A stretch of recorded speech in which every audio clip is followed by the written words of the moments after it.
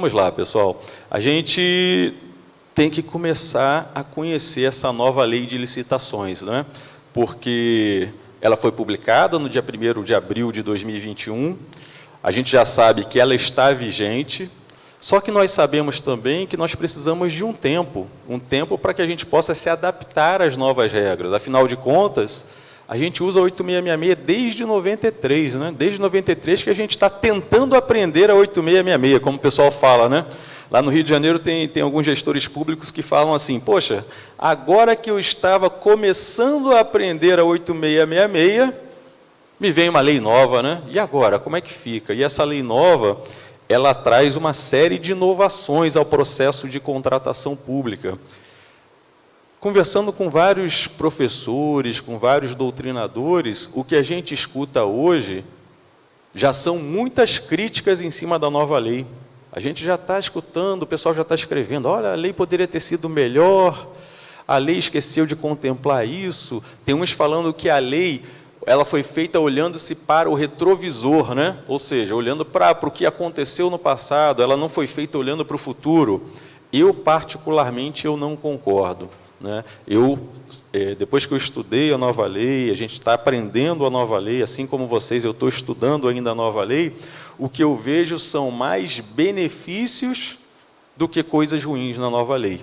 Só que não adianta ter a nova lei se a gente não souber aplicar essa nova lei. Então, é muito importante que a gente se capacite e que a gente comece, aos poucos, a fazer essa transição para utilizar a nova lei de licitações. Então, o objetivo nosso aqui é passar uma visão geral da nova lei de licitações. E como é que eu dividi o curso? Eu já ministrei, né? Ano passado a gente começou a ministrar o curso da nova lei, né, como foi apresentado aí, eu ministro esse curso lá pela Escola de Contas e Gestão do TCRJ, e lá, né, ano passado, os cursos todos online, a gente está ministrando esse mesmo curso aqui, que está sendo presencial, a gente ministra lá online, né? E como é que foi a metodologia que a gente procurou montar para apresentar a nova lei? A gente procura seguir a ordem cronológica, ou seja, em vez de eu ficar seguindo artigo por artigo, eu já ministrei um curso assim também, artigo 1º, artigo 2º, eu acho isso meio chato. Então, vamos pela forma como as coisas acontecem na prática, né? Vou fazer uma visão introdutória da nova lei, princípios, objetivos, aí vamos, planejamento, seleção de fornecedores, gestão do contrato, procedimentos auxiliares, contratação direta. Então, a gente vai mais ou menos na forma como as coisas acontecem, controle das contratações. Então, a gente vai passar, né, vai percorrer a nova lei de licitações, não artigo por artigo, mas na ordem cronológica como as coisas acontecem. E é isso que a gente vai fazer aqui de hoje até quinta-feira. Então, só para reforçar nosso horário, né, 9 a meio-dia, meio-dia a gente sai para almoçar, volta às 14, de 14 às 18. Vou dar um intervalinho aqui para vocês beberem um café, beberem uma água, por volta de 10h30 aproximadamente, e de tarde, sei lá por volta das 4 horas da tarde aproximadamente, a mesma coisa, para esticar as pernas, beber água, beber um cafezinho. Combinado assim, pessoal? Tranquilo? Além disso, eu pedi, né, para o pessoal disponibilizar um material para vocês. A gente já tem um material pronto sobre a nova lei, voltado para o planejamento, que é um modelo de estudo técnico preliminar e um modelo de termo de referência. Já está aqui o material impresso, quando chegar no momento adequado, a gente vai distribuir para vocês, né? Então, antes de começar, só fazer um adendo aqui, né? Vocês viram aí, eu sou servidor do TCE, não era para ter falado o ano que eu entrei no TCE, vocês acabaram de divulgar quase a minha idade, né? 99, olha só. Então, eu entrei lá no TCE em 99, só que eu tive uma oportunidade muito bacana. Quando foi em 2006, eu fui cedido ao Ministério Público do Estado do Rio de Janeiro. E lá no Ministério Público eu trabalhei por 8 anos. Nós estruturamos lá na administração do MP do Rio, o que a gente chama de assessoria de controle da economicidade. E eu fiquei à frente lá da assessoria durante 8 anos. O que é essa assessoria de controle da economicidade que existe lá até hoje, na estrutura administrativa do MP do Rio? É uma assessoria que faz o controle interno preventivo das contratações que o MP vai realizar. Então, de forma muito resumida, a unidade requisitante lá no MP, ela identifica a necessidade de contratação e ela começa o planejamento. Começa o planejamento fazendo o quê? estudo técnico preliminar, termo de referência. Na verdade, estudo técnico preliminar nem sempre é feito, né? Mas termo de referência, a gente tem que começar a fazer, né? Estudo técnico preliminar, termo de referência. Aí lá no MP, na época, a gente tinha um setor específico para fazer as pesquisas de preço. Então, ia para a gerência de compras fazia todas as pesquisas de preço de todos os processos de contratação do MP. E qual seria o correto ali? Depois disso, ou seja, já temos termo de referência, já temos planilha orçamentária, processo ia para a diretoria de licitações e contratos, elaboração do edital, verificação da disponibilidade orçamentária, publicação do edital e realização da licitação. Só que onde é que entrou a assessoria de controle da economicidade? Depois que era feita a pesquisa de preços, depois que era não, ainda é assim, é feita a pesquisa de preços, antes de o processo ir para a diretoria de licitações para a confecção do edital, entra a assessoria de controle da economicidade. Então, a assessoria recebe todos os processos de contratação lá no MP e analisa. Analisa o quê? Se o TR está bem feito, ou seja, se o objeto não está direcionando, se o objeto está bem especificado, se a quantidade foi definida de acordo com o consumo do MP, dos servidores e membros do MP, não é? Se a forma de entrega está adequada, se o preço está compatível com o mercado. Se a gente identificasse algum problema nesses quesitos do planejamento, o processo voltava para o setor pertinente para correção. Caso contrário, o processo ia para a diretoria de licitações e contratos para que fosse elaborado o edital. Então, é assim que funciona hoje lá na estrutura administrativa do MP. Antes de começar, deixa eu fazer uma pergunta para vocês. Quem aqui trabalha diretamente com licitações, planejamento e realização da licitação? Tem alguém aqui? Aqui, ali, tá. Tem pregoeiro aqui, tem comissão de licitação? Tem alguém que faça parte da equipe? Tem? Também? Tá. E fiscal de contrato, gestor de contratos, tem aqui? Temos aqui? Aí já aumentou, né? Ótimo. Vocês que são fiscais de contratos, gestores de contratos, vocês participam do planejamento da contratação ou o contrato cai no colo de vocês? Participam do planejamento? Ótimo. Ótimo. Existe uma discussão, né? Se o fiscal deve ou não. Eu, particularmente, acho que o fiscal deve participar do planejamento da contratação, porque ele que conhece, né? Se é ele que conhece a operacionalização do objeto, acho que ele deve participar do planejamento. Mas tudo isso a gente vai abordar sob a ótica da nova lei, quando a gente chegar no momento adequado. Então, vamos lá, vamos começar a falar aí dessa nova lei de licitações. E toda vez que eu vou falar de contratação pública, eu me faço sempre uma pergunta. A pergunta é, por que nós que trabalhamos na administração pública precisamos licitar? Por que a gente tem que fazer licitação? Eu vejo duas respostas para essa pergunta. Uma vez eu perguntei isso para um amigo meu que é formado em Direito. Eu não sou formado em Direito, e vocês viram aí. Aí esse amigo meu que é formado em Direito, a resposta dele foi bem clara. A gente precisa licitar porque a lei obriga, não é? A lei obriga, a lei está dizendo lá, ó, obras, compras, serviços e alienações tem que licitar, acabou, não tem papo. E eu, que já tenho uma visão mais para o lado administrativo, eu falo o seguinte, olha, nós precisamos licitar porque a gente vai gastar dinheiro que não é meu, né? É o dinheiro da sociedade, né? Na verdade, um pedacinho lá é meu também, né? O dinheiro é da sociedade, é dinheiro público. Então, eu preciso tomar todo o cuidado do mundo na hora de aplicar esse recurso. E quando eu falo de tomar todo o cuidado do mundo, é dar transparência, é estabelecer um ambiente competitivo, para que o maior número possível de empresas possam comparecer, apresentando suas propostas, para que eu possa, de fato, selecionar aquela proposta que me parece ser a melhor para a contratação. E onde é que está escrito isso? Na nossa Constituição Federal. Quando a gente vai lá no inciso 21º do artigo 37, está escrito lá isso aqui, olha. Ressalvados os casos especificados na legislação, olha o que eu acabei de falar, as obras, serviços, compras e alienações serão contratados mediante processo de licitação pública. Então, não tem papo. A Constituição nos coloca uma regra. Temos que licitar. Só que também nós sabemos que toda regra tem a sua exceção. E os casos excepcionais são os casos em que o gestor público ele afasta o processo licitatório, ele vai diretamente ao mercado e contrata uma empresa. E é por isso que os doutrinadores chamam essas ressalvas de casos de contratação direta, dispensa e inexigibilidade de licitação. Então, isso está previsto na própria Constituição Federal. Só que, quando nós vamos fazer um processo licitatório, a Constituição nos coloca ali que nós precisamos garantir a igualdade de condições a todos os concorrentes. É o que nós chamamos de princípio da isonomia. Por que isso? Qual é a lógica? A lógica é, se eu vou fazer a minha licitação, eu vou publicar isso da melhor forma possível, para garantir que o maior número possível de pessoas tenham conhecimento dessa licitação, para que eu possa receber na minha sessão pública os licitantes, sejam presencialmente ou eletronicamente. E aí, então, eu tenho que comparar as propostas desses licitantes. Por isso que eu preciso que eles estejam no mesmo nível, no mesmo patamar, para que eu possa, comparar as propostas e selecionar a melhor. E, continuando ainda nesse dispositivo constitucional, toda vez que eu faço um edital, eu tenho que escrever nele as cláusulas, as obrigações de pagamento. E aí, olha isso que eu grifei aqui em vermelho. E devem ser mantidas as condições efetivas da proposta. Esse aí eu costumo dizer que é o maior direito que uma empresa tem quando contrata com a administração pública. É o direito à manutenção do equilíbrio econômico-financeiro.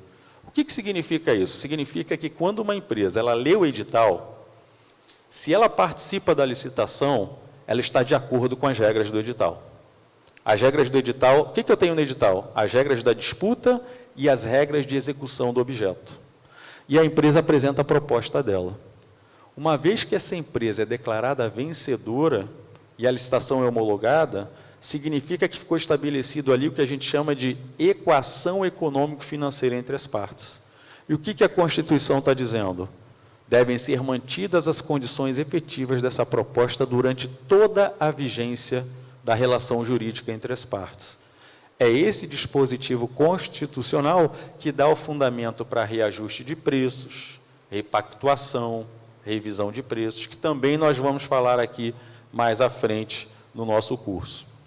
E aí, então, já que a Constituição nos coloca uma regra, nós precisamos de normas gerais, diretrizes, que a gente tem que observar para fazer nossas licitações e contratos. E desde 93, nós seguimos a famosa 8666. Só que a 8666, ela, desde o seu nascedouro, ela veio sofrendo críticas. Ela é muito morosa. As modalidades, realmente, se você parar para analisar, cada modalidade da 8666, as fases recursais, vamos pensar numa concorrência. Uma concorrência demora demais para ser concluída, não é? Outra coisa, a 8666 não conhece internet. Ninguém apresentou a internet 8666. Pela 8666 não há como fazer licitação eletrônica. Já pararam para pensar sobre isso? E aí, outro ponto importante, 8666 só fala da forma. É como se ela estivesse dizendo, gestor público, você tem que andar nesse trilho aqui, não pode ir nem para um lado nem para o outro. E a 8666 não visa resultado. Então, ao longo dos anos, o governo foi tentando flexibilizar o processo tradicional de contratação. E a primeira flexibilização veio no ano 2000, que uma medida provisória, depois do decreto federal, o decreto 3555 de 2000, ele criou a modalidade de pregão, que depois veio a lei geral, que é a 10.520. Lei geral da modalidade de pregão, que pode ser feita de forma presencial ou de forma eletrônica. Pouco mais à frente, nós tivemos Copa do Mundo de Futebol e Olimpíadas aqui no Brasil. E aí o governo falou, poxa, nós precisamos flexibilizar ainda mais o processo licitatório inerente a esses jogos. Aí criou o RDC, Regime Diferenciado de Contratações, que é a primeira parte da Lei 12.462 de 2011. Não é?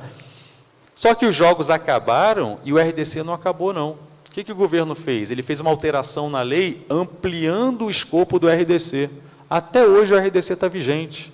Eu posso utilizar a RDC para construir escola, construir hospital, construir unidade prisional. Então, o RDC ainda está vigente. Um pouquinho mais adiante, o governo entendeu que as estatais... Quem são as estatais? Empresas públicas e sociedades de economia mista precisavam ter uma regra própria. E aí criou a lei das estatais, a Lei Federal 13.303. Então, desde 2016, as empresas estatais não seguem a 8666. As estatais têm uma lei própria, têm diretrizes próprias, né? Então, empresa pública, exemplos de empresas públicas, Correios, Caixa Econômica Federal, né, Nuclep, por aí vai, Casa da Moeda. Sociedade de Economia Mista, Petrobras, Eletrobras, Banco do Brasil. Então, essas estatais, desde 2016, têm uma regra própria. E é nesse panorama que no dia 1º de abril, né, o pessoal até brinca, poxa, a gente já tinha 8666, que tem essa questão numerológica aí, né, estranha, né, 8666. Aí me fazem uma nova lei de licitações, e a gente ficou lá acompanhando o projeto, aí o pessoal estava brincando, não é possível que ela vai sair no dia 1º, dia da mentira, né? 1º de abril, e ela saiu no dia da mentira, né? 1º de abril, o pessoal fez muita gozação, principalmente lá pelo Instagram, né? Com esse negócio de pandemia, a galera de licitações está muito ali no Instagram, se comunicando muito, e a gente tem nesse cenário a nova lei de licitações publicada no dia 1º de abril de 2021, que é a Lei Federal 14.133. Só que eu costumo dizer o seguinte, ó, não é simplesmente estalar os dedos e começar a aplicar a nova lei. Estou acabando de mostrar para vocês, a gente está acostumado com as leis antigas, desde 93, tentando aprender 8666. Então, a nossa tarefa é mais ou menos como trocar o pneu do carro com o carro andando, concordam? Porque as compras públicas não podem parar. Eu não posso deixar de fazer compra pública, senão eu vou desabastecer o Ministério Público. Então, o Ministério Público tem necessidades constantes, inclusive serviços continuados que não podem parar. Como é que fica essa situação, se eu já tenho uma lei nova, só que eu estou acostumado com a lei antiga? Então, o legislador, ele previu um prazo de 2 anos. Para que serve esse prazo de 2 anos? Para que a gente possa fazer a transição das leis antigas para a nova lei de licitações. Tá? Então, a orientação que eu tenho dado é muita calma nesse momento. Por quê? Primeiro ponto, nós não podemos deixar para estudar a nova lei só lá em 2023. Vai dar ruim. Como a gente fala, vai dar ruim. Eu preciso começar a fazer o quê? Capacitar meus gestores públicos agora, rever processos de trabalho, regulamentar vários pontos da nova lei, até verificar meus sistemas de TI, para ver se eles já estão adaptados, se eu preciso adaptá-los para a nova lei. Olha quanta coisa eu preciso fazer para, de fato, começar a aplicar a nova lei. Por isso que o legislador previu 2 anos. Então, estamos no momento que é um momento que eu chamo de um momento complexo, porque nós temos várias leis vigentes, nós precisamos começar a transição das leis antigas para a nova lei, mas a gente não pode sair fazendo de qualquer jeito. Eu tenho escutado muita gente falando, não, já vou utilizar a nova lei porque aumentaram os limites da dispensa de licitação. Aí eu não vou precisar fazer licitação até 100 mil, 50 mil, que já até aumentaram os valores, né? Aí todo mundo já está querendo atropelar as coisas, não. Aí o pessoal começa assim, não, eu quero aproveitar o limite de dispensa da nova lei, mas eu não quero planejar, que nem está na nova lei, que dá trabalho. Eu quero planejar igual eu planejava no 8666, ou seja, planejava nada, né? Fazia de qualquer jeito, mas eu quero aproveitar o limite da nova lei. Aí eu pergunto, pode isso, Arnaldo? Não. Porque o legislador deixou de forma muito clara, não posso misturar a lei antiga com lei nova. Tá? Então, nesses 2 anos, temos 8666, 10520 e RDC estão vigentes. Ficarão vigentes até o dia 31 de março de 2023. Só que eu já tenho também vigente a nova lei de licitações, a 14.133, o que significa que eu já posso pensar em utilizá-la. Mas eu acabei de falar para vocês, olha, temos que primeiro fazer uma série de coisas para começar a utilizar a nova lei. E não podemos misturar as regras. Isso está bem claro aí no texto da nova lei. E outro ponto importante aqui é que, perceberam aqui, olha, eu só coloquei essa chavezinha aqui, para essas 3 leis. O que significa dizer que as estatais vão continuar seguindo a lei delas. Ou seja, a nova lei de licitações não impacta diretamente as estatais. As estatais continuarão com a Lei 13.303. Então, eu sempre gosto, né, eu gosto de começar o curso da nova lei, lá no final dela. A nova lei, ela tem 194 artigos. E eu estou começando lá pelo penúltimo artigo, que fala assim, olha: os artigos 89 a 108 da 8666, eles foram revogados de imediato. Ou seja, no dia 1º de abril de 2021, esses artigos da 8666 foram revogados. Mas do que tratavam esses artigos? Crimes em licitações e contratos. E por que eles foram revogados? Porque a nova lei de licitações, ela modificou o Código Penal. E agora, os crimes inerentes a licitações e contratos não estão mais na 8666 e também não estão na lei nova. Eles foram incluídos no Código Penal. Ficou claro para todos? Tá? Então, Ministério Público, aí atividade finalística lá do MP, né? Quando vai ser aberto lá um inquérito, algum crime relativo a licitações e contratos, não há mais que se olhar o 8666. Não existe mais, esses artigos não existem mais no 8666. Não há que se olhar a lei nova. Há que se olhar o quê? Código Penal. Temos novas tipificações de crimes relativos a licitações e contratos no Código Penal. Esse sim, aí um detalhe, eu falei que a nova lei não impacta diretamente as estatais. Mas se eu tiver crime de licitações e contratos nas estatais, elas estão submetidas ao Código Penal. Como eu alterei o Código Penal, aí eu tenho um impacto indireto nas estatais, nesse ponto aí. Todo mundo acompanhou? Tá? Outro ponto aqui é o que eu falei dos 2 anos, olha. 8666, 10.520, que é a lei do pregão, e o RDC, continuarão vigentes até 31 de março de 2023. Por quê? Justamente para que a gente possa se adaptar. E como é que vai funcionar, então, nesse período de 2 anos? Nesse período de 2 anos, e aí um ponto importante para a gente tomar cuidado, cada processo de contratação, cada processo, eu vou poder escolher se eu vou continuar utilizando as leis antigas ou se eu já vou utilizar a lei nova. É por processo.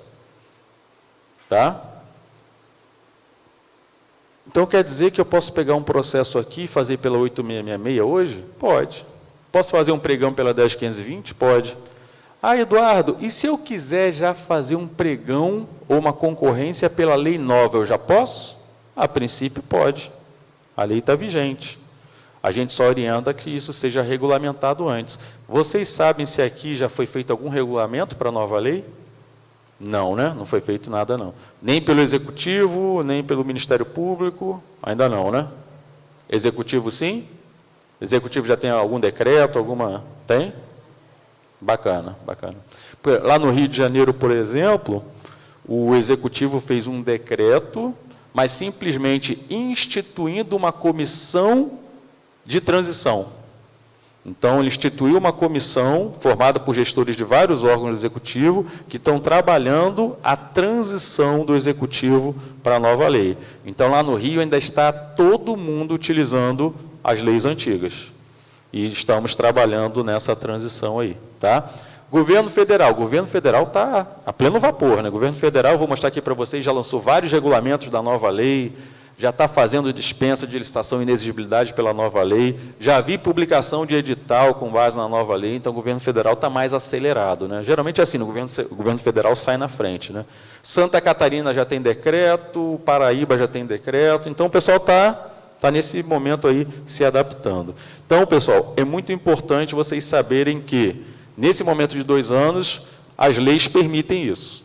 Posso pegar um processo na 8666, posso fazer um processo na 14.133, entretanto, olha, é vedada a aplicação combinada. Então, muito cuidado com isso. Não posso combinar. Ah, eu quero fazer uma parte aqui da 8666 e uma parte da 14.133. Esquece. Esquece que isso não pode. Tá?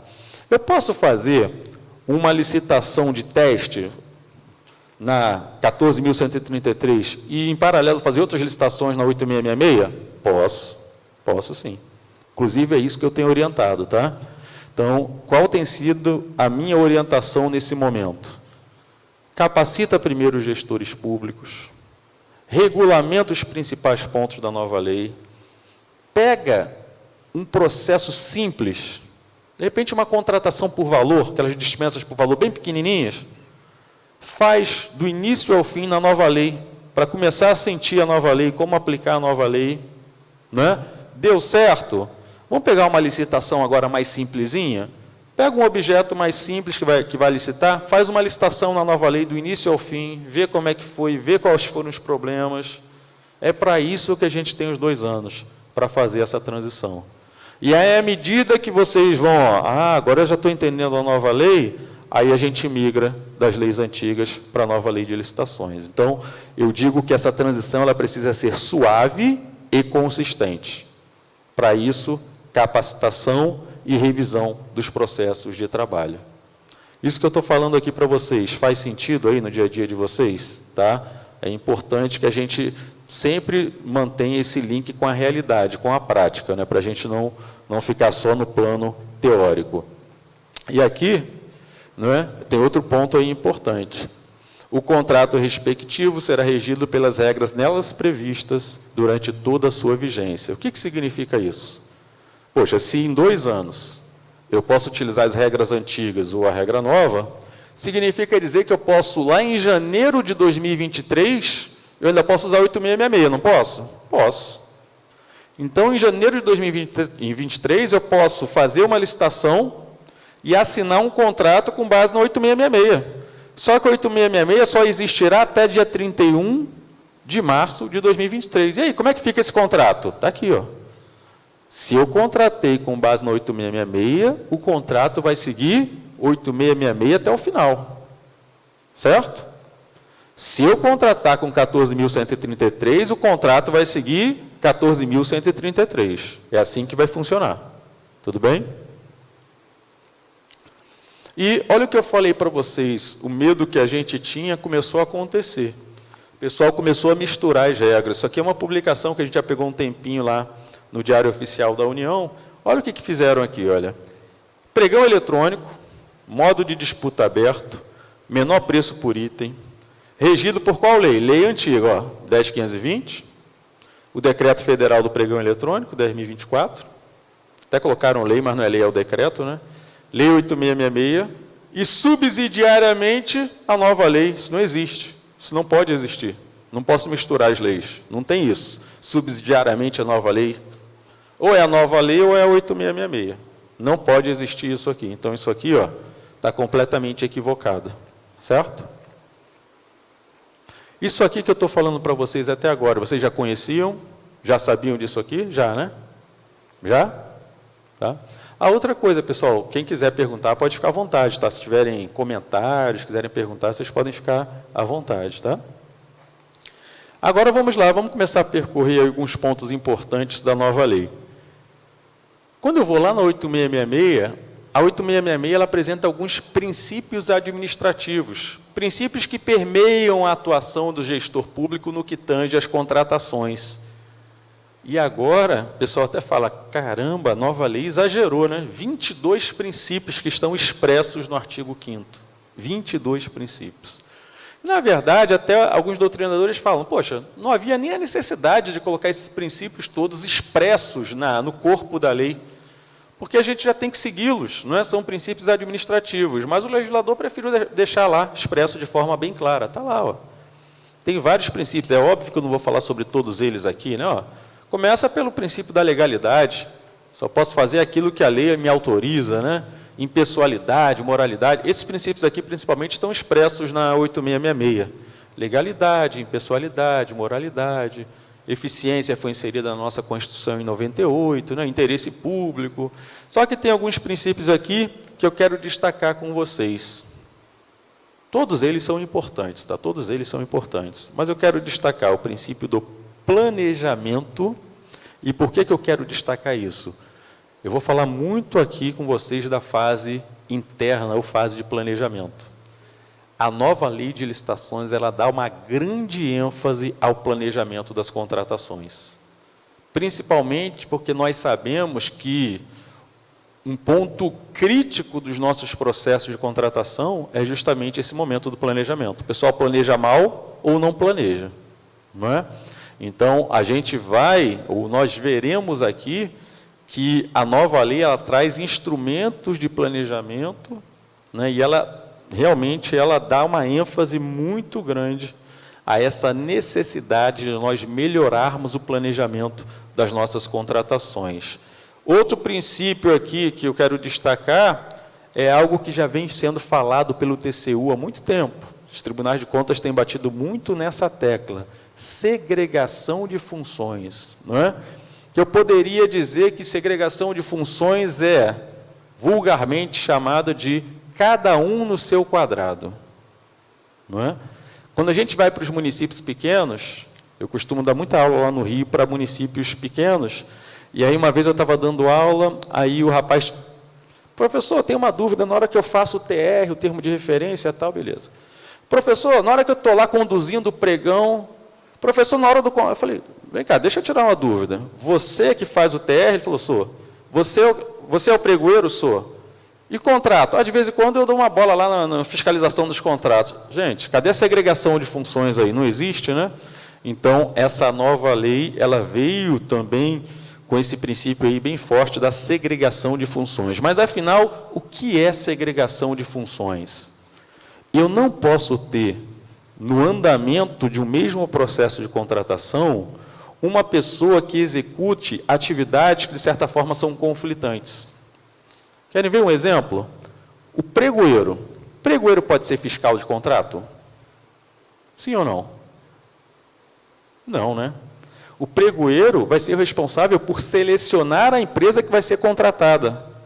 Aí já imaginaram se eu coloco o pregoeiro depois para fiscalizar essa empresa que ele selecionou? Tem alguma coisa conflitante aí, não tem? Então, isso fere o princípio da segregação de funções. Tá? Então, a lei vem também com esse princípio que na verdade, a gente vai perceber aqui ao longo do nosso curso, que essa nova lei de licitações, ela pegou muita coisa de entendimentos do Tribunal de Contas da União.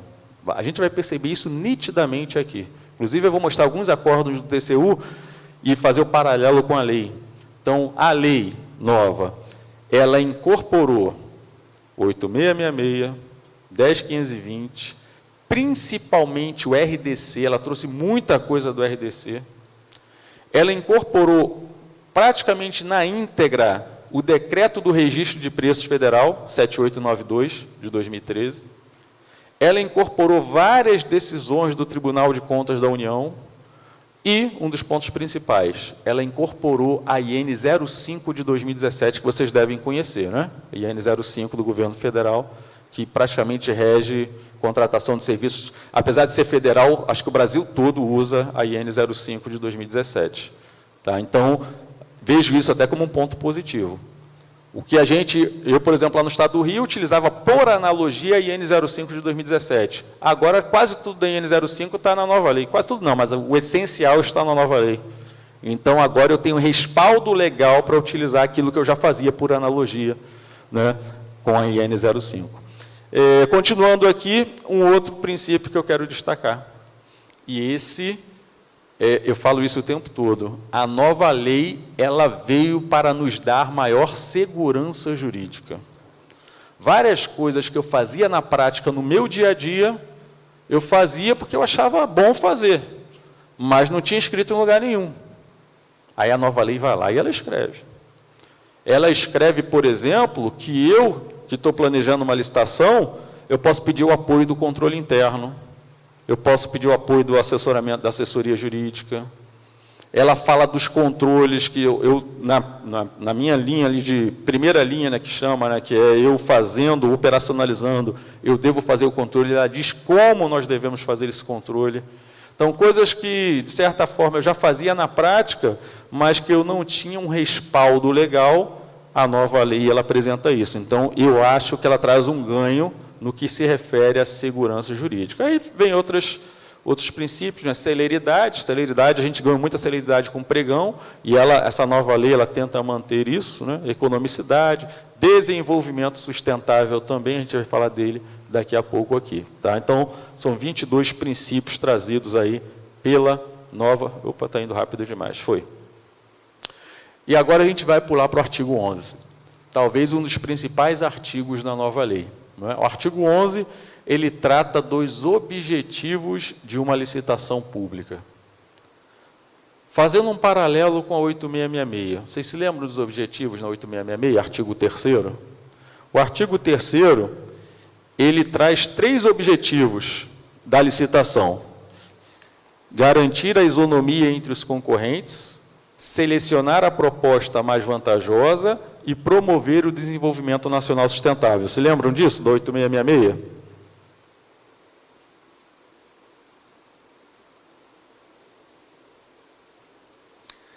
E aí eu costumo dizer o seguinte: talvez o maior equívoco cometido por um comprador público seja a interpretação desse segundo objetivo da 8666, selecionar a proposta mais vantajosa.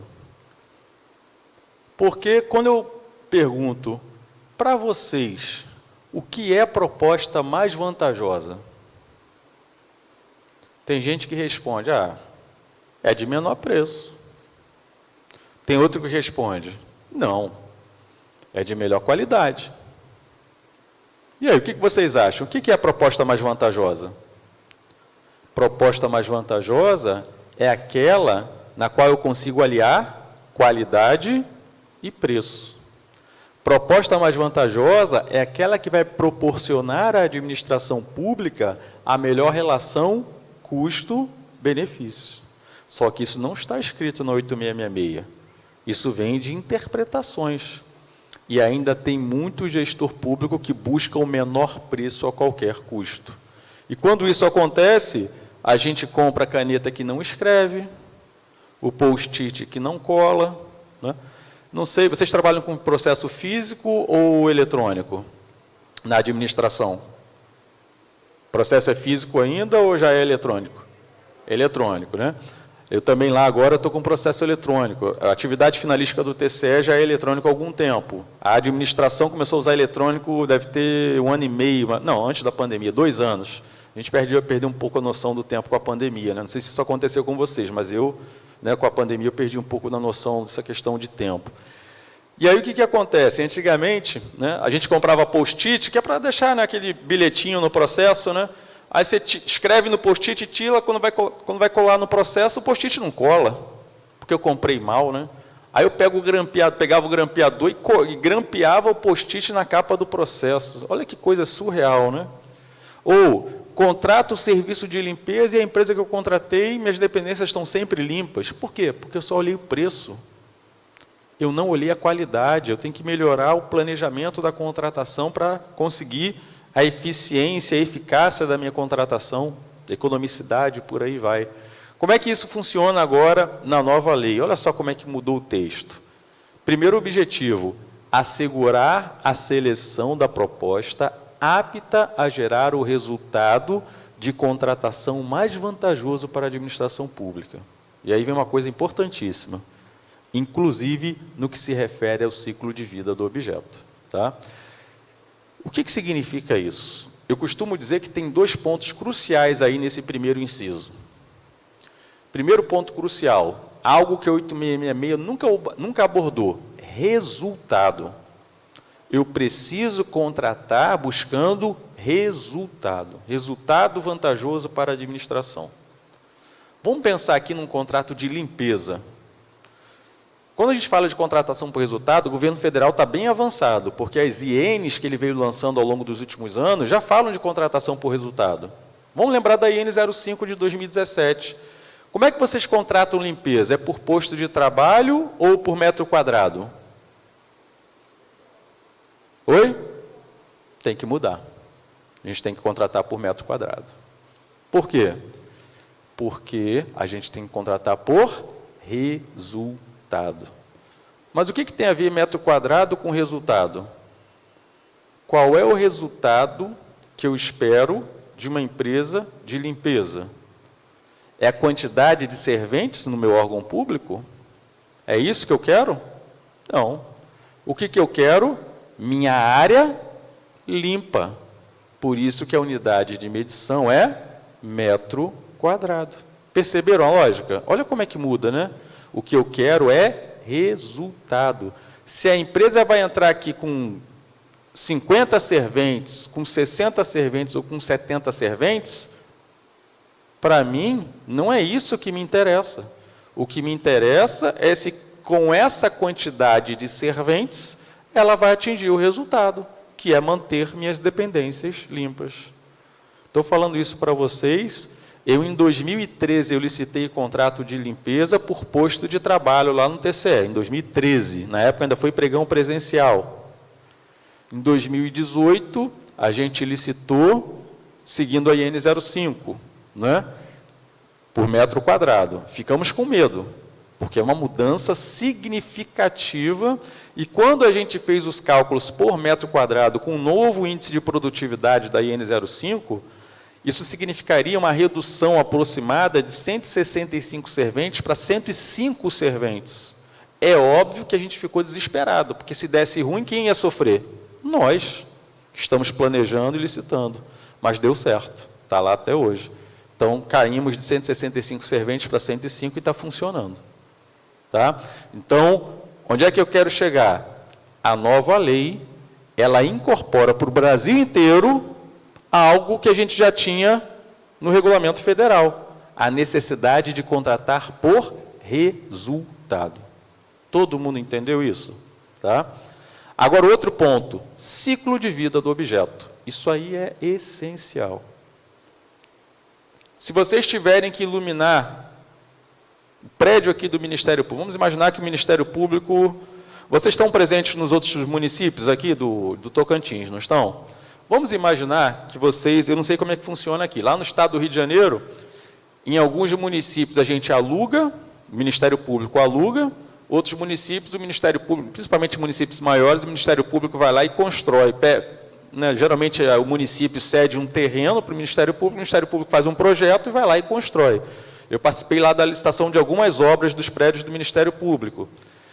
E aí o que acontece? Vem aquela dúvida, é melhor iluminar o prédio público com lâmpada fluorescente ou lâmpada de LED? O que vocês acham? Pode falar. LED, não é? Não é LED, não é melhor? Todo mundo concorda que não é melhor iluminar com LED? Mas se eu, não sei aqui em Palmas, mas lá no Rio de Janeiro, se eu for numa loja de elétrica e perguntar, né, pedir duas lâmpadas, uma lâmpada fluorescente e uma lâmpada de LED, e perguntar o preço de aquisição, a lâmpada fluorescente é mais barata. Preço de aquisição. Então, Eduardo, eu penso, poxa, se a lâmpada fluorescente é mais barata, no primeiro momento eu penso o quê? Vou comprar a lâmpada mais barata. Só que eu não penso assim. Eu penso observando o quê? O ciclo de vida do objeto. Embora eu vá pagar um pouquinho mais caro agora na lâmpada de LED, eu vou reduzir substancialmente a minha conta de energia elétrica, eu vou ter uma manutenção mais barata, porque a lâmpada de LED não tem reator, é ligada direto na energia elétrica. O tempo de vida útil da lâmpada de LED é maior, vai durar mais tempo.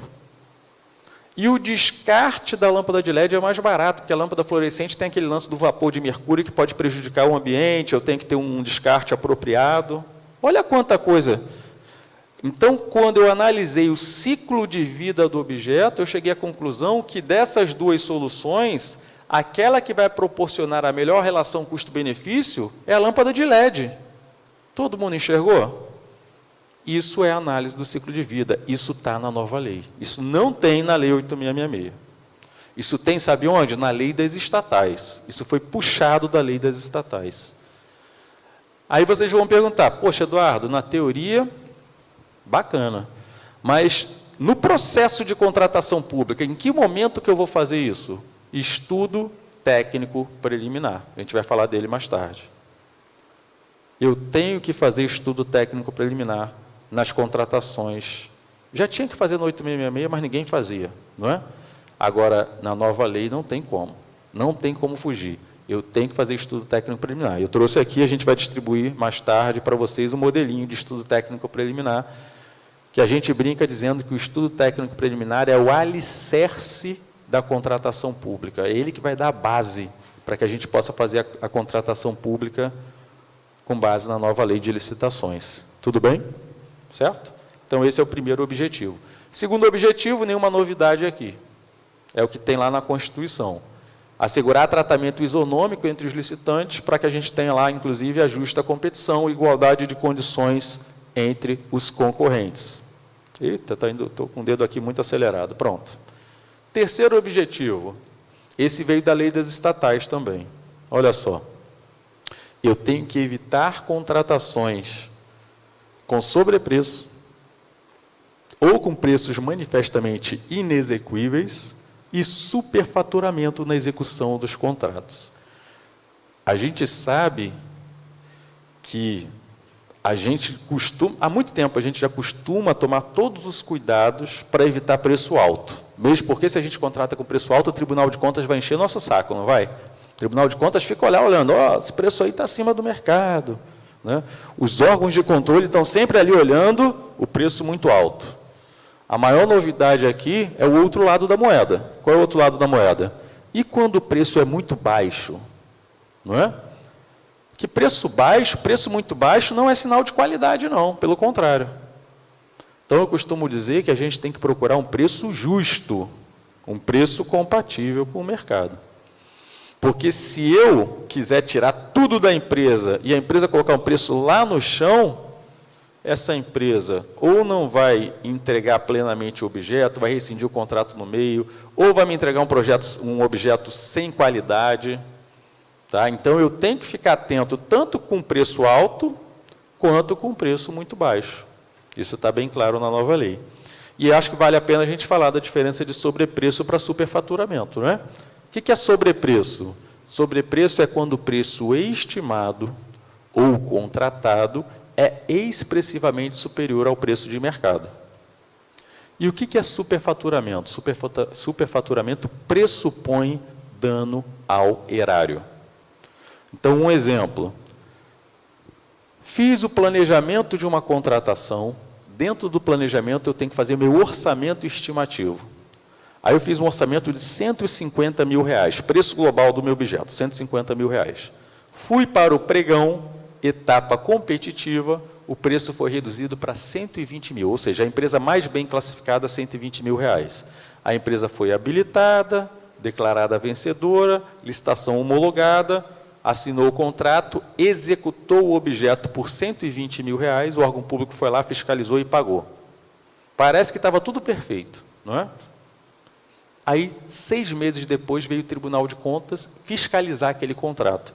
E o Tribunal de Contas identificou que o preço de mercado à época era 100 mil reais. Então, o Tribunal de Contas viu um contrato de 120 e identificou que o preço de mercado era 100.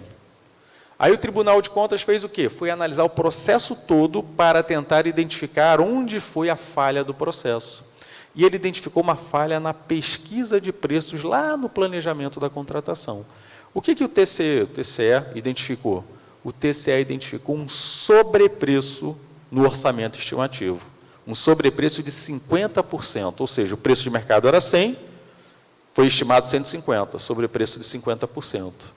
No contrato, sobrepreço de 20%, contrato assinado por 120 e preço de mercado 100. Depois que o órgão público pagou, aí gerou um dano ao erário, não gerou? Então, deixou de ser um sobrepreço e passou a ser o quê? Superfaturamento. Então, essa é a diferença de sobrepreço para superfaturamento. Só que o superfaturamento não se refere tão somente a preço. Eu posso ter superfaturamento na quantidade e posso ter superfaturamento na qualidade. Superfaturamento na quantidade. Um órgão público licitou para comprar 10 mil resmas de papel A4, a empresa entregou 9 mil resmas e o órgão público pagou, como se tivesse recebido, 10 mil resmas. Gerou dano ao erário, não gerou? Superfaturamento na quantidade. Ou na qualidade, esse foi um caso que a gente pegou numa auditoria.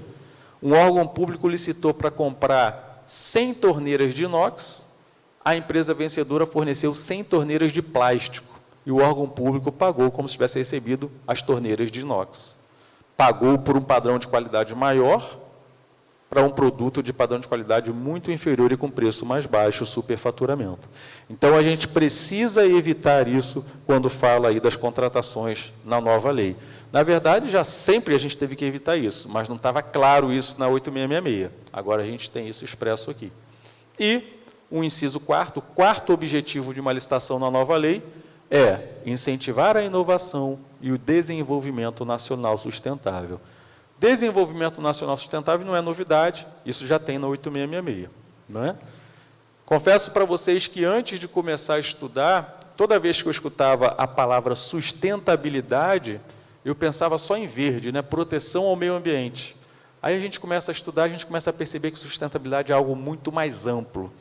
Tem um documento da ONU, um relatório chamado Nosso Futuro Comum, que é de 1987, e esse documento ele coloca lá que a sustentabilidade ela tem um tripé, 3 dimensões. O que é sustentabilidade? Proteger o meio ambiente, buscar justiça social e prosperidade econômica. É o tripé da sustentabilidade, 3 dimensões.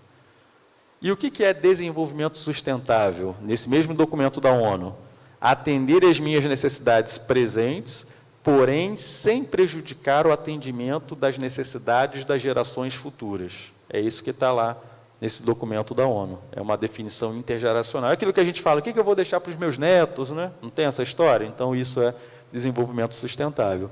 A questão aqui é, bacana, na teoria, né? É lindo, né? Na teoria. Agora, vamos para a prática das compras públicas. Como é que eu faço isso no meu processo de contratação?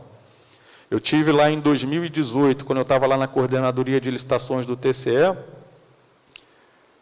eu tive a oportunidade de participar de alguns planejamentos, e um deles foi do contrato de limpeza, esse que eu falei para vocês de 2018. Na hora de escrever o termo de referência, nós colocamos lá que os materiais de limpeza deveriam ser biodegradáveis, dimensão ambiental da sustentabilidade. Nós colocamos lá que a empresa vencedora do certame deveria separar uma cota de 2% dos profissionais para contratar pessoas portadoras de necessidades especiais. Aspecto social da sustentabilidade. Então, isso não é uma faculdade, isso é uma obrigação, né? Nós, quando vamos planejar um processo de contratação pública, nós precisamos planejar esse processo olhando esses 4 objetivos que aí estão. Bacana, pessoal? Por isso que eu falo, esse artigo 11 ele é muito importante. Porque eu vou conduzir o meu processo de planejamento e de seleção de fornecedores e de fiscalização do contrato, sempre tendo como norte os objetivos legais, os objetivos da nova lei de licitações. A gente costuma dizer que tem o objetivo imediato, que é atender a necessidade dentro aqui do Ministério Público. Eu tenho uma necessidade, eu tenho que atender essa necessidade. E tem os objetivos imediatos, que são esses 4 objetivos que aí estão. Além disso, essa nova lei de licitações, ela tem uma coisa que não, a 8666 nunca nem sonhou em abordar, chamado governança das contratações. Então, se o Ministério Público tem que fazer a transição das leis antigas para a nova lei de licitações, acho que a primeira coisa que o Ministério Público tem que pensar, e eu estou falando do Ministério Público porque eu estou aqui, mas qualquer órgão tem que pensar em estruturar ou se estruturar para que o setor de compras ou que todo o Ministério Público trabalhe com foco na nova lei. Isso tem a ver com governança. Governança, no final das contas, sabe o que é? É o reconhecimento de que as licitações e contratos não estão isoladas. Licitações e contratos servem para quê? Para abastecer o órgão público, para que o órgão público possa atingir a sua finalidade, que é entregar um serviço adequado ao cidadão. Não é? Nós trabalhamos, eu que trabalho com licitações, eu reconheço que eu trabalho numa atividade meio. E qual a importância dessa atividade? Abastecer o meu órgão público para prestar um serviço adequado à sociedade. É isso. É isso que eu tenho que ter em mente. Só que, então, eu tenho que reconhecer que a licitação não está isolada. Eu estou dentro de um órgão público que tem um planejamento estratégico, que tem um planejamento orçamentário. Então, governança significa eu alinhar as minhas compras públicas aos meus outros planejamentos. É isso que é governança. Então, está aqui, olha, no parágrafo único do artigo 11. A alta administração é responsável pela governança das contratações. E aí vem uma coisa boa, né? Porque a governança não pode vir de baixo. Não sou eu lá que sou pregoeiro que vou dizer a governança do Tribunal de Contas vai ser assim. Não. Eu tenho que sensibilizar, né, o presidente do TCE, aqui precisa ser sensibilizado provavelmente o subprocurador de administração. Existe aqui o subprocurador de administração? Tem? Não? Procurador-geral de Justiça. Como é que funciona aqui? Procurador-geral de Justiça, como é que desce? Como é que vai descendo até a administração? Subprocurador, tem um subprocurador de administração? Não. Subprocurador-geral? Ah, diretor-geral, tá? É diferente lá do Rio. Lá no Rio é assim, lá no Rio a gente tem o Procurador-Geral de Justiça e abaixo dele vários subprocuradores, né? Subprocurador institucional. Aí tem um específico de administração. Então, na administração, é tudo com subprocurador de administração. Aí, abaixo dele, tem o secretário-geral de administração. Então, ali no dia a dia, um promotor eles colocam um membro como o secretário-geral de administração. Aí, abaixo desse membro, tem os diretores. Os diretores são servidores. Aí tem o diretor de licitações e contratos, diretor de compra, diretor disso, diretor daquilo, diretor de controle, assim que funciona a estrutura lá. Então, é um pouquinho diferente da estrutura daqui. Mas por que eu estou falando de estrutura? Porque isso é governança. Pensar a estrutura do órgão na administração é governança de contratações. Então, isso vem forte aí na nova lei. E é responsabilidade, então, da alta administração. Por quê? Tem que implementar processos e estruturas, olha o que a gente está falando aqui, ó, inclusive de gestão de riscos e controles internos. Com a finalidade de quê? Ó? Alcançar os objetivos estabelecidos, aqueles 4 que eu acabei de falar para vocês, promover um ambiente íntegro e confiável. Olha o que eu falei também, ó. Assegurar o alinhamento das contratações com planejamento estratégico e as leis orçamentárias. É o reconhecimento de que a licitação não está isolada. A compra pública ela não está lá isolada do mundo. Não, ela tem que estar integrada, né, com os meus planejamentos, né, estratégico, orçamentário. Por quê? Porque eu quero promover eficiência, efetividade e eficácia nas minhas contratações. Isso aí é tão importante que o governo federal ele já regulamentou, não é? E eu sempre trago, poxa, mas aqui a gente é do Ministério Público, não tem nada a ver com o governo federal. Mas é sempre bom a gente olhar o que os outros já estão fazendo, que a gente pode, inclusive, utilizar como benchmarking, né? Poxa, o cara fez lá um negócio bacana, dá para utilizar alguma coisinha de lá, para trazer aqui para a minha realidade aqui no Tocantins. Não dá? Dá, claro que dá. Eu vou fazer isso lá no Rio, não é? Dá para fazer. Então, começa que a nova lei ela não define o que é governança. Ela só coloca aquilo que eu acabei de falar para vocês no parágrafo único do artigo 11. Essa portaria aqui do governo federal, 8678/2021, ela é que ela define, olha, conjunto de mecanismos de liderança, estratégia e controle colocados em prática para avaliar, direcionar e monitorar a atuação da gestão das contratações públicas. E qual é o objetivo? Agregar valor ao negócio do nosso órgão público, contribuindo para o alcance dos objetivos com riscos aceitáveis. Porque a gente vai ter riscos, né? E aí uma outra coisa que a gente vai falar aqui é que o tempo todo essa nova lei ela fala de riscos, análise de riscos, né? Riscos aceitáveis. Então a gente vai falar um pouquinho disso aqui também. E aí ela traz instrumentos de governança, essa portaria. Então, olha que legal. Se o meu órgão público ele tem um plano de logística sustentável, vocês têm aqui plano de logística sustentável? PLS? Ministério Público? Não, não tem não? O dia que vocês tiverem, por exemplo, meu plano de logística sustentável, ele expressa lá que eu vou trabalhar com coleta seletiva. O que isso tem a ver com a minha contratação pública? Se eu for fazer o planejamento do contrato de limpeza, eu tenho que colocar que os serventes precisam saber fazer coleta seletiva. Olha só como uma coisa é ligada com a outra. Tá? Então, isso tem a ver com governança, eu olhar o meu órgão como um todo. Plano de contratações anual, a gente vai falar aqui. Vocês já têm plano de contratações anual? Já fazem? Não? Sim ou não? Não? Também não? Tá. Eu também lá no TCE, eu tentei implementar, mas acabei saindo lá da administração e a gente não conseguiu implementar. Política de gestão de estoques, se vai ter estoque mínimo, estoque vai ser grande, se eu vou trabalhar mais com registro de preços, isso vai fazer parte também da minha política de governança. Se eu vou fazer compras compartilhadas ou não, aí tem uma experiência legal lá do Rio. Lá no Rio de Janeiro, nós fizemos um convênio. Tribunal de Justiça, Ministério Público e Tribunal de Contas do Estado. Fizemos um convênio e o objeto desse convênio é compras compartilhadas sustentáveis. E a Defensoria entrou recentemente também nesse convênio, né? Compras compartilhadas sustentáveis. O que é compra compartilhada? É quando eu faço uma licitação só e esse objeto vai servir para todos os órgãos que estão ali compartilhando, não é?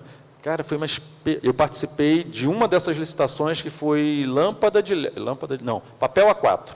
Papel A4, papel ecológico, né? Papel A4 ecológico. Foi fantástico, a experiência foi fantástica, porque sentamos, eu representando o TCE, o diretor de licitações do Ministério Público e o diretor de licitações do TJ, para trocar figurinhas sobre o planejamento, para a gente junto trazer como é que o Ministério Público contrata papel, como é que o TJ, como é que o TCE, pegamos o melhor de cada um e juntamos para fazer um planejamento único.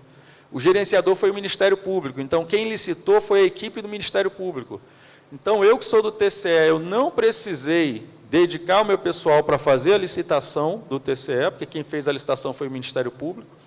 Eu precisava apenas de 6 mil resmas, o MP precisava de 80 mil resmas e o TJ 200 mil resmas. Então, nós licitamos quase 300 mil resmas. Então, por causa disso, eu consegui um preço unitário muito mais baixo do que se eu fizesse a minha própria licitação. Olha que bacana, né? Então, outra pegada forte que a lei vem trazendo é a possibilidade de compra compartilhada, principalmente para municípios pequenos. Município pequenininho lá, que quase não vai conseguir economia de escala, ele se junta com outros municípios e começa a fazer compras compartilhadas. Isso vem forte. Gestão por competência, a gente vai falar um pouquinho, isso aí é complexo, não é nada simples fazer gestão por competências no órgão público. Estamos passando isso lá no TCE já há 3 anos, mas até agora não se efetivou. O que é gestão por competências? Eu vou alocar no lugar correto para trabalhar com licitações pessoas que têm conhecimentos, habilidades, atitudes, ou seja, não é simples, né? Mesmo porque a gente sabe que dentro da administração pública, fulano vai trabalhar lá e ponto final. Alguém mandou, ele vai trabalhar lá e ponto final. Então, a gestão por competências está na nova lei, está nessa portaria, mas é uma coisa que demanda uma gestão de pessoas, né, a nível organizacional. Política de interação com o mercado, nós veremos aqui que a nova lei, ela demanda comunicação com o mercado. Pessoal, quando eu entrei lá na administração pública em 99, na verdade eu entrei antes, mas no TCE em 99. Em 99, quando eu entrei, o que eu mais escutava falar é o seguinte: olha, você trabalha com licitações, você não pode conversar com a empresa. Se te pegarem conversando com a empresa, você está lascado. Porque só se fala, na boa, né? Quando fala alguma coisa na mídia sobre licitação, é o quê? É coisa boa? Quando aparece licitação na mídia, é o quê? É fraude, corrupção. Então, o medo que permeia, né, compras públicas é muito grande, e isso tem que acabar. E essa nova lei, ela nos leva a conversar com o mercado em vários momentos, porque a gente tem dito isso há alguns anos já. A gente precisa de uma relação ganha-ganha. Outro dia eu estava conversando com uma colega lá do TCE, e ela falou, não, Eduardo, você tem que arrancar tudo da empresa, você tem que... Porque a empresa quer tirar tudo da administração pública, então é uma briga. Eu falei, não pode, a gente não pode pensar assim. A gente tem que pensar em parceria. Se eu contrato uma empresa, tem que ser bom para o meu órgão público, tem que ser bom para a empresa. Tem que ser bom para ambas as partes. Porque se só for bom para o órgão público, a empresa vai chegar um momento do contrato que ela não vai entregar. Ela vai encher meu saco pedindo reajuste, revisão, querendo roer a corda, né, que a gente chama, querendo rescindir o contrato, não é? Então, tem que ser bom para ambas as partes. Então, A nova lei, ela fala muito de comunicação com o mercado, e essa comunicação começa no planejamento, no estudo técnico preliminar, eu vou mostrar para vocês depois. Então, eu preciso instituir uma política de interação com o mercado. Gestão de riscos e controle preventivo, a lei fala muito disso. Diretrizes para a gestão dos contratos, aqui a gente tem gestores e fiscais de contratos, é importante que a gente tenha uma norma dizendo, né, quais serão diretrizes. E a gente acabou de falar, definição da estrutura da área de contratações públicas. Lá no TCE a gente fez o seguinte, eu fui pregoeiro e presidente da comissão de licitação, entrei em 2017, e nós não tínhamos uma coordenadoria de licitações e contratos. Então, nós criamos, de 2017 para 2018, uma coordenadoria de licitações e contratos com 4 núcleos. Núcleo de planejamento, núcleo de pesquisa de preços, núcleo de editais e contratos e núcleo de gestão e controle. Não é? Então, como é que funcionava isso? Onde é que surgem as necessidades de contratação? Em qualquer setor do órgão, concordam? O cerimonial pode ter uma necessidade de contratação, não pode? A comunicação pode ter uma, a TI pode ter outra. Então, cada unidade no meu órgão pode ser chamada de uma unidade requisitante. E aí ele tem que começar a fazer o planejamento, né? Só que muitas vezes essa unidade, ela sabe o que ela quer, ela sabe a necessidade dela, mas ela não sabe colocar isso no papel para licitar, concordam? Às vezes o pessoal lá, eu sei muito bem, o pessoal da comunicação sabe muito bem o que quer, mas não sabe o que pode e o que não pode, porque eles não conhecem a legislação de licitações, então precisam de um apoio. E é por isso que é muito comum que a gente tenha uma equipe de planejamento para planejar as contratações. Isso já acontece no governo federal. Então, lá no TCE, a gente fez o seguinte, núcleo de planejamento. Então, uma unidade requisitante identificou uma necessidade, ela vem para a coordenadoria de licitações e fala, me ajuda a planejar? Aí a gente designa uma pessoa para sentar junto com esse setor para planejar em conjunto. Então, planejamento em conjunto. Fez o ETP, fez o TR, aí o que acontece?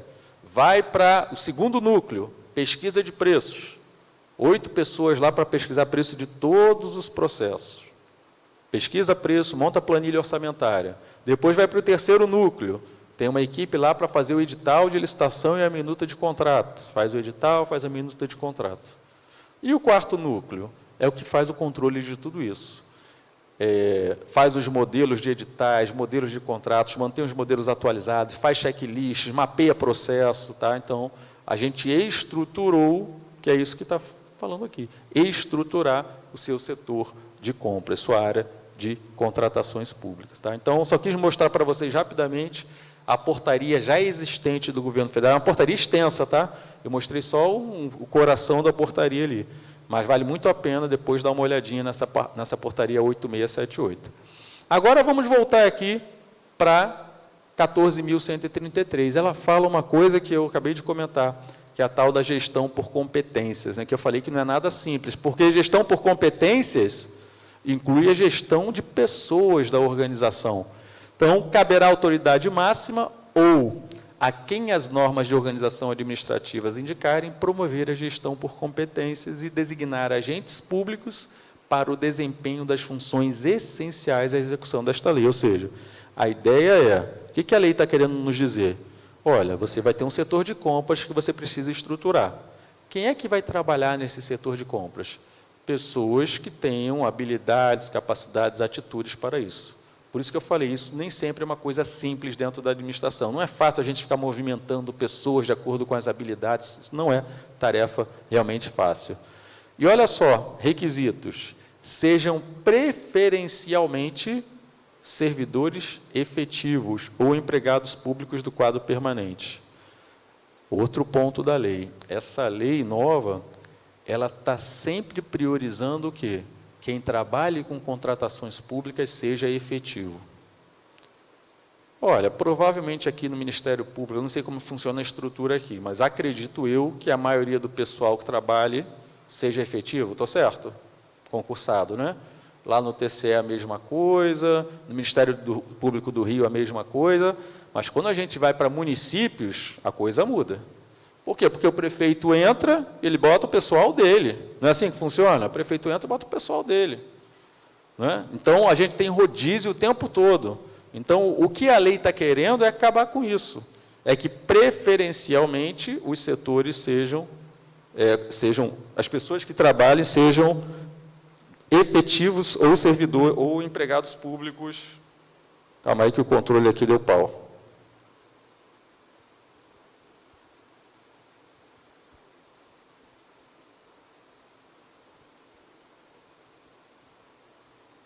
Pronto.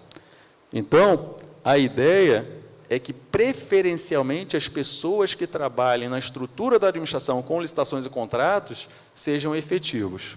Tenham atribuições relacionadas a licitações e contratos, possuam formação compatível ou qualificação atestada. Olha a preocupação da lei. Olha, não pode ser qualquer um para trabalhar com licitações, não. Você tem que colocar preferencialmente um efetivo, você tem que capacitar essa pessoa, qualificar essa pessoa. E aí tem essa questão também, né? Não seja cônjuge ou companheiro de licitantes ou contratados habituais da administração. Olha a preocupação, né?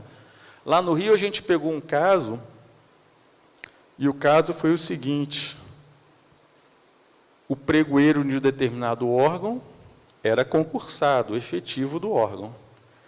Só que ele conseguiu um cargo comissionado para a esposa, e a esposa era fiscal dos contratos. Então, resumo, o pregoeiro, como eu falei, ele selecionava as empresas, porque é ele, que seleciona a empresa, e quem fiscalizava a execução dessas empresas era a esposa dele. O pessoal bateu pesado nisso, né? Então, alguns cuidados. Aí tem a questão aí, né, de cônjuge, tem a questão de segregação de funções, então a gente tem que tomar muito cuidado com esses detalhezinhos aí. Aí vem uma polêmica grande na nova lei, que é a tal figura do agente de contratação. Vamos pensar na 8666 primeiro? Na 8666, quem é que conduz a licitação? Comissão de licitação, ponto. Então, 8666, convite, tomada de preços, concorrência, concurso, leilão. Quem vai quem vai conduzir esse processo? Comissão de licitação formada por pelo menos 3 pessoas do órgão. Aí veio o pregão. 10.520, lei 10.520. Aí criou-se a figura do pregoeiro. Pregoeiro com equipe de apoio. Como é que funciona? Na comissão de licitação, todos os integrantes, todos os membros da comissão têm responsabilidade solidária. Ou seja, tomada uma decisão, todos respondem, a não ser que uma das pessoas consigne na ata que não concordou com aquela decisão. É assim que funciona a comissão de licitação. No pregão já é diferente. Pregoeiro com equipe de apoio. Quem responde é apenas o pregoeiro. Equipe de apoio, como o nome já diz, está lá apenas para assessorar o pregoeiro. Beleza. Só que o pregoeiro pode ser efetivo, pode ser um cedido de outro órgão, pode ser um comissionado. Não tem essa, a não ser que tenha um decreto específico no seu órgão amarrando isso. Se não tiver, está liberado. Aí agora vem uma nova figura nessa lei, que é o agente de contratação. Quem é o agente de contratação? É uma pessoa designada pela autoridade competente, olha lá, entre servidores efetivos ou empregados públicos dos quadros permanentes, para tomar decisões, acompanhar o trâmite da licitação, dar impulso ao procedimento licitatório. Essa expressão é péssima, dar impulso ao procedimento licitatório. O que se quis dizer com isso, mas tudo bem. E executar quaisquer outras atividades necessárias ao bom andamento do certame até a homologação. Então, essa lei ela coloca o seguinte: quem vai conduzir o processo licitatório tem que ser um servidor efetivo. E por que isso está trazendo muita polêmica? Como eu falei, a maioria dos municípios, quem faz isso é aquela pessoa que foi colocada por quem? Pelo prefeito, que geralmente é um comissionado. Por isso que isso está dando muito burburinho aí no mercado. Afinal de contas, a nova lei exige que a gente tenha uma pessoa chamada de agente de contratação, ou designada como agente de contratação, que seja efetiva. Então, a licitação será conduzida por esse agente de contratação, né? Esse artigo 8º praticamente reproduz lá a definição do artigo 6º, né? Que vai ser servidor efetivo ou empregado público do quadro permanente. Aí vem uma outra questão aí. Vocês viram lá tudo que o agente de contratação tem que fazer. Ele tem que conduzir o processo, dar impulso ao processo, do início até a homologação. Quando a gente escuta palestras do pessoal que acompanhou a elaboração da lei, pessoal principalmente do Ministério da Economia, né? O Ministério da Economia tem a Secretaria de Gestão, que é a SEGES, não é? Que é gerenciada lá pelo Cristiano Reckert, não sei se vocês conhecem, mas tem o Renato Fenili, que é o subsecretário, que ele que está à frente aí, né, das principais tomadas de decisão no governo federal, ele que tem acompanhado as instruções normativas, os decretos. E eles, geralmente, quando eles lançam um decreto, uma instrução normativa, eles fazem uma live na internet. Não sei se vocês estão acompanhando isso. Eles disseminam isso com uma live, uma apresentação na internet. E aí uma colocação que foi feita por ele é a seguinte: não, a nossa ideia é que o agente de contratação não seja simplesmente o que o pregoeiro faz hoje. A ideia é que o agente de contratação seja um grande gerente de projetos, não é? Ele pegaria, desde o momento em que surgiu a necessidade, e acompanharia o processo até entregar o objeto homologado para a unidade requisitante. Só que não é isso que está na lei, a lei não entra nessas minúcias, né? Então, caberá ao regulamento de cada ente federativo dizer exatamente quais serão as competências dessa figura que é o agente de contratação. A interpretação majoritária que nós estamos vendo é que o agente de contratação vai ser algo como um pregoeiro, né? Uma pessoa que vai conduzir ali, principalmente, a fase de seleção de fornecedores. Então, esse agente de contratação, ele será auxiliado por uma equipe de apoio e responderá individualmente pelos atos que praticar, salvo quando induzido o erro pela própria equipe de apoio. Então, vejam que, pelo texto da lei, o agente de contratação é muito parecido com quem? Com o pregoeiro, com a figura do pregoeiro. Ele vai conduzir e ele vai ser responsável pela condução. Aí vem uma pergunta: então quer dizer que a nova lei acaba com a comissão permanente de licitação? Porque a gente está acostumado a falar em CPL, né? CPL, ACPL. Acaba ou não acaba? Na verdade, não acaba não, só muda o nome. Porque a nova lei ela coloca assim: em licitação que envolva bens e serviços especiais, o agente de contratação poderá ser substituído por quem? Comissão de contratação. Então, sai a comissão permanente de licitação, que é o nome que nós temos na 8666, e entra a comissão de contratação. Somente para bens ou serviços especiais. Porque para bens e serviços comuns a gente adota o pregão. E quem vai conduzir o pregão? O agente de contratação, que por acaso vai ser chamado de pregoeiro. Tá? Então aqui, e detalhe, tem mais, ó, não é para qualquer licitação de bens ou serviços especiais não, porque eu posso ter o agente de contratação e em alguns casos ele poderá ser substituído por uma comissão de contratação. Tá? Então vejam que acaba a CPL e entra a comissão de contratação para alguns casos. Comissão essa que vai ser composta por 3 membros, responderão solidariamente, olha, a mesma lógica da CPL, responderão solidariamente por todos os atos, ressalvado o membro que expressar posição individual, ou seja, a lógica é a mesma da CPL. As regras relativas à atuação do agente de contratação, da equipe de apoio, comissão de contratação e também dos fiscais e gestores dos contratos, terão que aparecer onde? Regulamento. E aí eu quero fazer um parênteses aqui. Uma discussão muito grande que existe desde a 8666 é o que é norma geral na 8666 e o que é norma específica. Já ouviram essa discussão? O que é norma geral, o que é norma específica? Norma geral seria para o Brasil inteiro, norma específica seria só para o governo federal, porque cada município, cada estado teria que fazer sua própria norma. Continua a discussão na nova lei. Só que a nova lei, o que ela faz?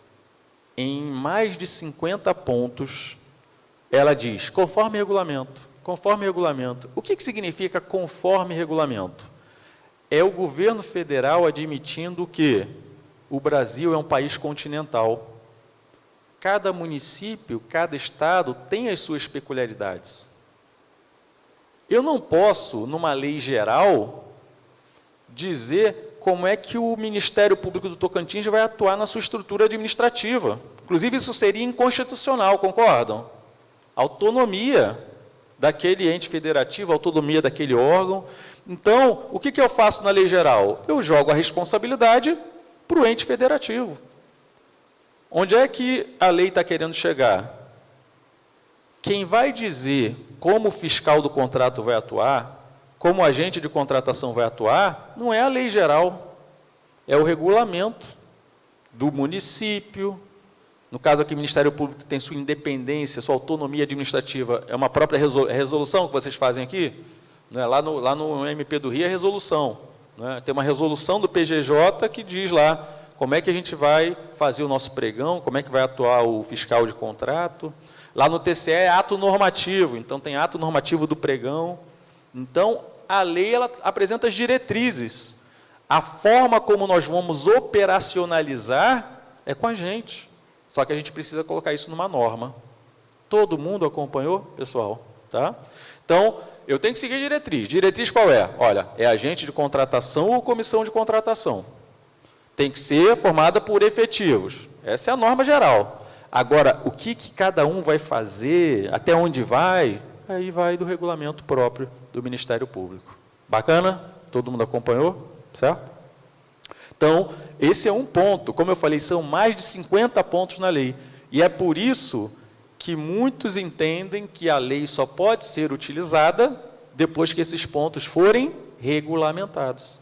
Porque eu preciso regulamentar. Como é que você vai fazer uma licitação na nova lei se quem vai conduzir a licitação é o agente de contratação e ainda não sei como esse agente de contratação vai trabalhar, como vai operacionalizar? Por isso que, inclusive, existe parecer da AGU dizendo, para você utilizar a nova lei, precisa regulamentar. Por causa disso. Certo? Aí, continuando aqui, né? Em licitação que envolva bens e serviços especiais cujo objeto não seja rotineiramente contratado, ou seja, pintou uma necessidade aqui no Ministério Público, é algo que não é usual, a gente não costuma contratar. Tá? Tenho dificuldade, então, para planejar esse processo, para conduzir esse processo. O que eu posso fazer? Contratar um serviço de uma empresa ou de um profissional especializado para assessorar os agentes públicos na condução da licitação. Já aconteceu comigo lá no próprio MP. A gente precisava contratar um sistema de controle de acesso com segurança tal, não tinha ninguém na estrutura do MP com conhecimento daquele objeto. E aí, como é que você planeja? Como é que você licita? Como é que você fiscaliza isso? Vai para o mercado. Contrate alguém que tenha esse know-how, essa expertise para poder auxiliar os seus servidores. E olha o que eu falei do pregão. O pregão ele continua existindo na nova lei. E quem é que vai conduzir o pregão? O agente responsável pela condução será o pregoeiro. Então, o pregoeiro é um agente de contratação específico para a modalidade pregão. Tá? Aí vem aquela pergunta, né? Está indo rápido demais, meu dedo hoje está acelerado aqui. Deixa eu voltar aqui, pronto. Foi. Aí vem aquela pergunta, né? Então, se quem vai conduzir o pregão é um agente que vai ser chamado de pregoeiro, eu fiquei na seguinte dúvida. O pregoeiro, ele deve ser servidor efetivo? Sim. Porque quem vai conduzir a licitação é o agente de contratação. O agente de contratação tem que ser efetivo. E quando essa modalidade licitatória for o pregão, esse agente de contratação receberá o nome de pregoeiro. Certo? Logo, ele tem que ser efetivo. Então, toda vez que nós formos licitar, com base na nova lei, bens e serviços comuns, a gente vai descrever esse objeto no termo de referência, eu vou chegar lá daqui a pouco, e quem vai conduzir o processo é um agente de contratação chamado de pregoeiro. Quando eu tiver bens ou serviços especiais, aí então já muda, né? Não é termo de referência, é um projeto básico ou anteprojeto, eu vou explicar depois. E quem vai conduzir ou o agente de contratação ou a comissão de contratação. Todo mundo acompanhou? Tá? Esse material vocês vão receber, tá, pessoal? Os slides, tá? Vamos parar para dar o nosso intervalinho, então? Acho que está na hora, né? Já até passou da hora, já. 5 minutinhos de intervalo para beber uma aguinha.